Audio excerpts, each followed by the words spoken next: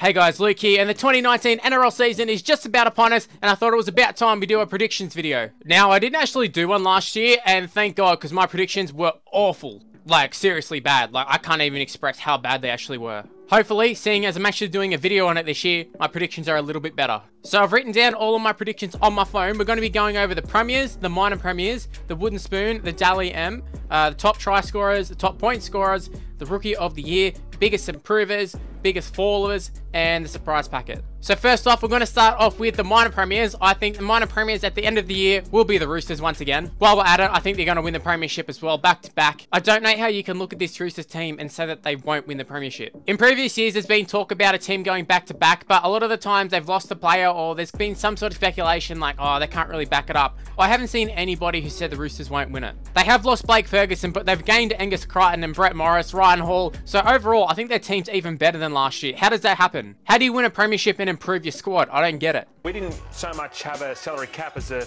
I suppose, a salary sombrero.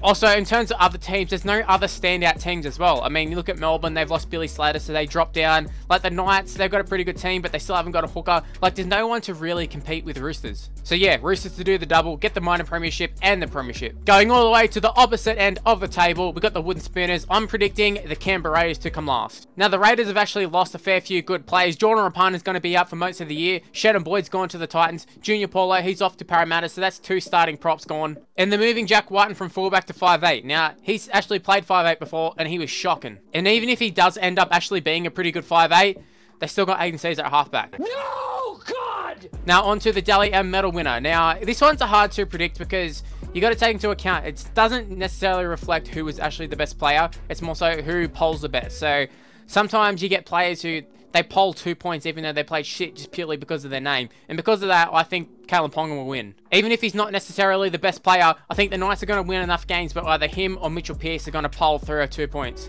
So yeah, that's my reason on Kalyn Ponga getting the Dally M medal. Now on to the top try scorer. Now for the most part, the top try scorer is always a winger. You think back to Red Raj, used to smash it. Vunivalu as of late.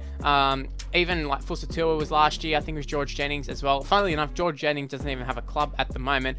But Asako, someone who could get it. Fusatua, I could see him going back to back. But I'm going to go for someone out of left field. I'm going to go for Reem Smith. He did score a lot of tries for the Bulldogs in a very short time in first grade. And I think after a good preseason, the Bulldogs seem to be going to play a bit more attacking. I think he'll score a fair few tries. Moving on to the top point scorers. Now, I think there's only 2 people who can possibly win that. That first one being Jared Croker from the Raiders. Second one being Jermaine Asako from the Broncos. I think Asako's going to get it because I think he'll score more tries. And I think the Broncos will score more points in general. So more opportunities for him to, you know, goal kick.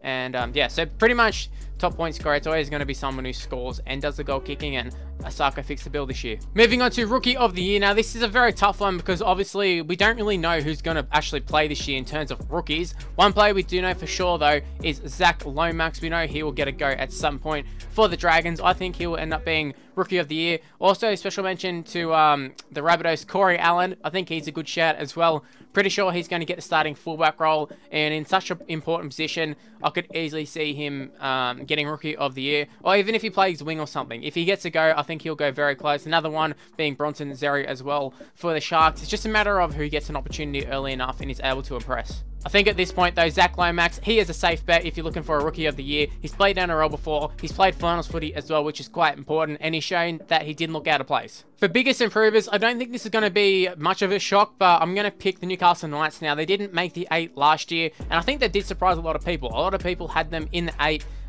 You can see sort of halfway through, there's a few injuries and stuff, but you can kind of see, yeah, things weren't quite there just yet, but I think they've made a lot of good signings. Jesse Ramian being the main one, adding Clemmer as well, and I think they're definitely going to make the 8. I'd be surprised if they don't make the top 4. There is a question mark on their hooker position, though. Now, for the biggest fall of 2019, this was a bit of a hard one, but I'm going to go with the Melbourne Storm. I mean, they did make the grand final last year. A lot of people thought they were going to win the Premiership for sure. That didn't happen. Now they've lost Billy Slater, and there's still a lot of question marks over who's going to be their fullback, who's going to be their halfback. Is Cameron Smith, is he going to retire soon? Who knows? But yeah, I think they're going to struggle this year. And when I say struggle, I don't mean they're going to miss the 8 or anything. I just mean compared to previous years where, you know, they made 2 grand finals in a row. They won one of them. I don't think they're going to get anywhere near the grand final this year. Therefore, because they had such high expectations in the past, I think they're going to get nowhere near that. So therefore, biggest fall of 2019. Now on to my last prediction. It's the surprise packet of the year. Now there's going to be a lot of bias in this one because I'm picking the Canterbury Bankstown Bulldogs. Now they actually are the favourites for the Wooden Spoon according to the TAB, according to the betting marketplace sort of thing. So, you know, they are expected to come last. I don't think they will come last, obviously, as I've already picked the Raiders, but I think the Bulldogs are going to do a lot better than people expect. Now the Bulldogs ended 2018 with a bang, and I can see them moving on to 2019 with a lot of confidence, and a lot of those rookie players that have that extra bit of experience. So I can see them doing good things in 2019. I think the Bulldogs season will come down to whether Lachlan Lewis gets second-year syndrome and ends up sort of flunking, and whether Kieran Foran is able to last the whole season. If he can avoid injury, I think the Bulldogs will do quite well. Righto guys, those are my predictions. Leave in the comment section below, what are your predictions for 2019? Now if you did happen to enjoy the video, make sure you smash the like button and subscribe to the channel if you're new around here. Also make sure to follow me on Twitter and Instagram, as well as add me on Snapchat and like me on Facebook as well. It's on the screen right now, MrLuke on my T. Righto guys, that is the end of the video. Hopefully you did enjoy it. I'll see you in the next video. Bye guys.